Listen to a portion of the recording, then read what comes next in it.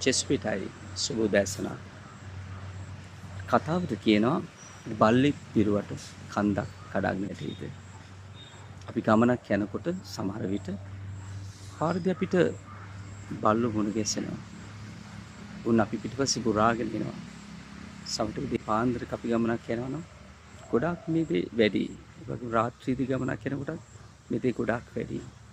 හැබැයි අපි පිටිපස්සේ බුරාගෙන එන හැම බල්ලෙකුටම අපි ගල් විසි කරන්නට ගියොතින් උම්ම පන්නා දමන්නට ගියොතින් එහෙම අපි යන ගමන අපිට යන්නට ප්‍රමාද වෙනවා.